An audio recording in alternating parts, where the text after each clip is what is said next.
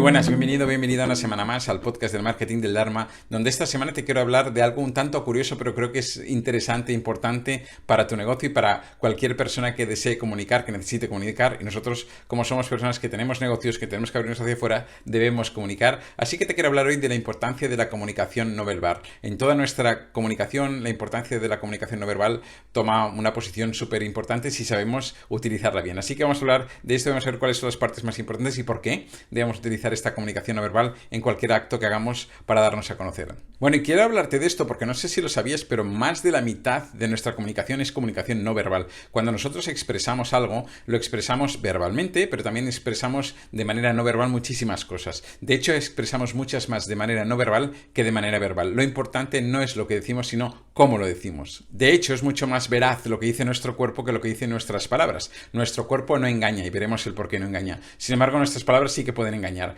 Por eso a veces cuando tú conoces a alguien muy bien, tu pareja, a tus hijos, a tus padres, si alguien que tú conoces muy bien está diciendo algo que es mentira y tú escaneas y ves que allí hay algo que te rechina, que ves que no es cierto, pero no sabes explicar el por qué sabes que esto no es cierto. Y no sabes por qué eso no es cierto justamente por el comportamiento no verbal de esa persona, porque tú estás acostumbrada o acostumbrado a leer esta persona físicamente y a saber cuándo se expresa desde la verdad y cuándo no se expresa desde la verdad. Así que muchas veces es complicado hacerlo entender, no sabes el por qué, pero sabes que te la están intentando colar, que te están mintiendo y lo ves a través de esta comunicación no verbal que no sabes por qué, pero que sí que sabes leer. Todos sabemos leer. Así que vamos a ver toda esta parte que me parece extremadamente interesante para cualquier persona y creo que puede ayudarnos mucho a comunicar mucho mejor con los demás y por tanto a obtener muchos mejores resultados de cualquier interacción que hagamos nosotros con cualquier persona. Y a través de muchos de estos estudios, especialmente de uno que hizo Daniel Meravian, se llegaron a una serie de conclusiones, a una serie de porcentajes, que no sé si son estos o no, pero por ahí anda el juego. Y los porcentajes son los siguientes. En el 7% de nuestro mensaje están nuestras palabras. Nuestras palabras componen solo el 7% del mensaje. Mientras que el 38% del mensaje lo compone nuestro tono de voz, la manera en la que nosotros soltamos esas palabras, y un 55% está en nuestra comunicación no verbal. Así que, como puedes ver, si sumas el 55 y el 38, te da un 93% en cómo nosotros decimos las cosas y solo un 7% en lo que nosotros decimos. Lo importante no es lo que decimos, sino el cómo nosotros lo decimos. Y esto lo puedes ver muy claramente, por ejemplo, cuando una madre, fíjate, con una sola vocal, ¿no? Cuando una madre riñe a un hijo, una madre se puede poner con los brazos en jarra y a su hijo decirle, y esta que se la puede decir así, le puede decir, o le puede decir, y solo una vocal, en función de cómo la diga, en función del tono de voz que utilice para decirlo, le va a dar un significado completamente distinto a lo que ella emite y el chico o el niño va a entender eso también desde un significado totalmente distinto. Imagínate si esto se produce con un niño que prácticamente no tiene conocimientos, que aún le cuesta mucho razonar y se produce con una sola vocal, lo que puede ocurrir con lo complejo que es nuestro lenguaje como adultos, ¿no? Y de todo aquello que somos capaces de expresar con todas estas sutilezas de matices de comunicación no verbal, de gestos y de tono de voz, ¿no? Y esto lo vemos constantemente a lo largo de nuestra vida. Date cuenta, por ejemplo, cuando dos amigas se encuentran y una amiga le dice a la otra, es que mi chico es único. Y le está haciendo, es que mi chico es único. Estas mismas palabras, imagínate que 10 años después le dice, es que mi chico es único.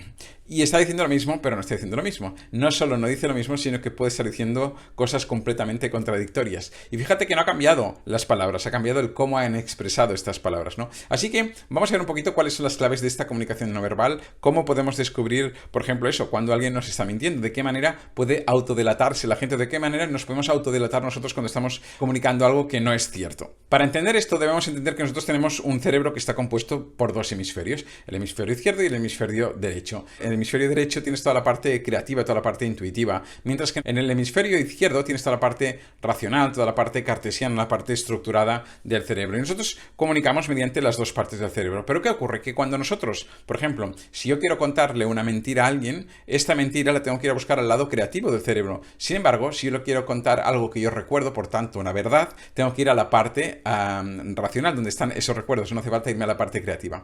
Cuando yo tengo que ir a buscar esta información a una parte o a otra del cerebro, mi mirada hace microgestos que se van hacia una parte o hacia otra del cerebro. Y esto lo sabe muy bien la policía. De hecho, se utiliza en los interrogatorios, se le llama la calibración visual, ¿no? Y muchas veces solo por el hecho de cómo en un interrogatorio, entre otros factores, ¿no? Por el hecho de cómo puede estar mirando una persona, se puede entender. Pero hay otras cosas que suceden también aquí en nuestro cuerpo. Cuando una persona, por ejemplo, está mintiendo, se sitúa en una posición de estrés, ¿no? Y esta posición de estrés hace que nuestra amígdala, nuestro cerebro más primitivo, deba reaccionar para que nuestro cuerpo esté preparado para afrontar esta situación de estrés. Y una situación de estrés, nuestro cuerpo la afronta desde la perspectiva de o ataque o huida. Y tanto para el ataque como para la huida, desde el punto de vista más inconsciente, este ataque o huida precisan de un mayor bombeo de nuestro corazón, se acelera el corazón porque necesitamos echar más sangre hacia nuestras extremidades, tanto si queremos atacar como si queremos huir. Todo esto, ¿por qué te lo digo? Porque este aumento de riego sanguíneo, este aumento de pulsaciones de nuestro corazón, se plasma en diferentes sitios de nuestro cuerpo. Se plasma, por ejemplo, con un enrojecimiento de las mejillas, porque tenemos los capilares sensibles de la cara que hacen que allí llegue un exceso de irrigación sanguínea. Este exceso de irrigación sanguínea nos hace que nosotros tengamos que hacer, según qué gestos, cuando estamos mintiendo, que son gestos que son muy sutiles a veces, que por más que queramos controlar, no los podemos controlar, porque nuestro cerebro inconsciente va mucho más rápido que nuestro cerebro consciente. Podemos controlar uno o dos, pero no los podemos controlar todos. Hay la dilatación pupilar, hay muchas cosas que son microgestos que nos delatan completamente a las personas que tenemos delante, y que si lo sabemos leer, nos otorgan una gran ventaja.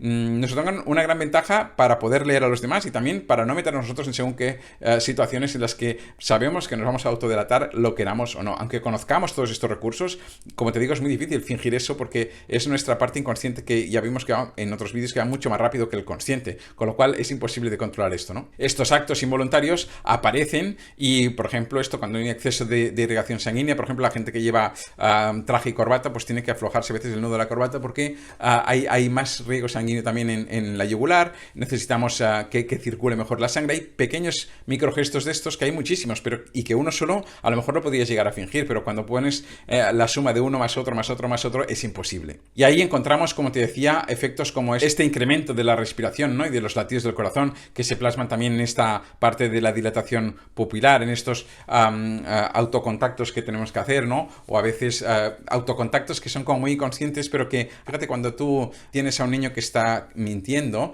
tiene una posición corporal en la que hace según qué cosas, que tú ya sabes que él le cuesta mucho esconder su mentira desde un punto de vista racional, porque aún no está tan estructurado, no tiene tantas máscaras y tantas corazas como el adulto, entonces como que es mucho más flagrante que está diciendo, pero los adultos también hacemos pequeñas cosas como estas. Entonces, saber leer todas estas cosas, como digo, nos da una ventaja brutal.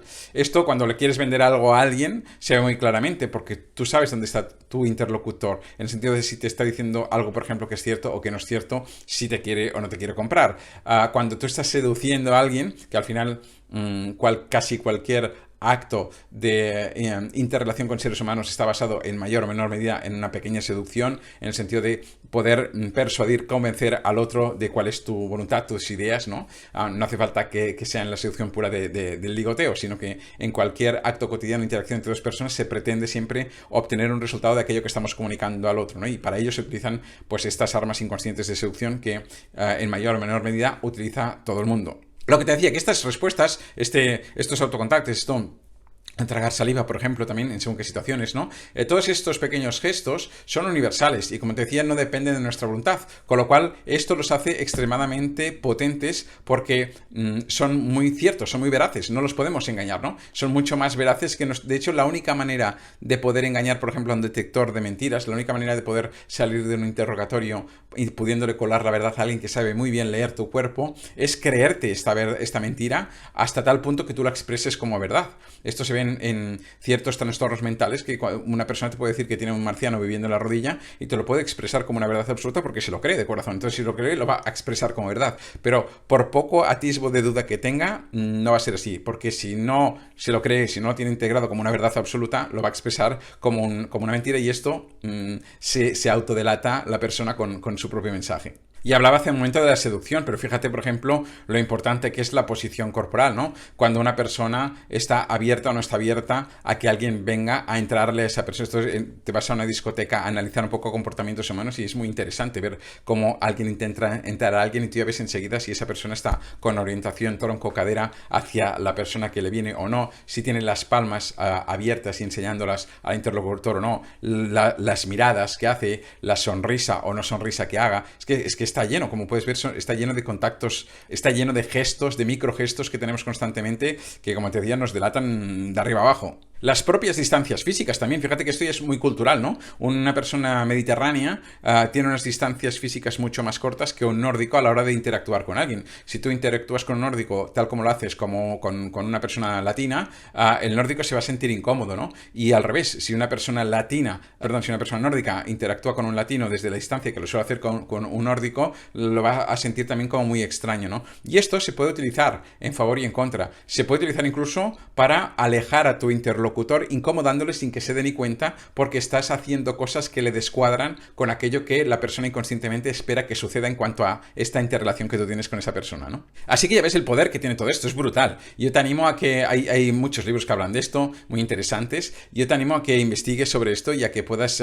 tengo un par de libros, pero son en inglés. No sé si hablas inglés o no, pero te voy a dejar por aquí un par de reseñas de un par de libros que me parecen muy relevantes, que a mí me gustaron mucho respecto a todo esto. Y te animo a que investigues, también hay libros en español, que investigues. Hay un libro de Flora Davis que se llama La comunicación no verbal, que es muy potente también, es pequeñito además. Estos libros te dan muchas pistas, ¿no? de cómo trabajar con todo esto, pero luego lo que sí que te aconsejo es que algo muy interesante que yo hice durante algún tiempo es poder practicar con esto. ¿Y cómo practicas con esto? Siéntate en una terraza sin hacer nada más que observar a los demás, ¿no? Intenta adivinar cuáles son las conversaciones que tienen dos personas, cuáles son las intenciones que hay en cualquiera de estas dos personas cuando interactúa con la otra, a través solo de poder adivinar mediante su comunicación no verbal qué es aquello que le está transmitiendo y cuál es la respuesta del otro, qué es lo que el otro está sintiendo con lo que le dice uno y cómo reacciona este otro a este uno con lo que le dice. Y a través de todo esto vas a ir desarrollando esta habilidad de trabajar la lectura de la comunicación no verbal, que como digo puede ser algo extremadamente útil para ti, para tu vida y para cualquier interrelación que tengas con las demás personas. Así que nada más por hoy, nos vemos la próxima semana en el siguiente episodio. Que vaya muy bien, buena semana, chao.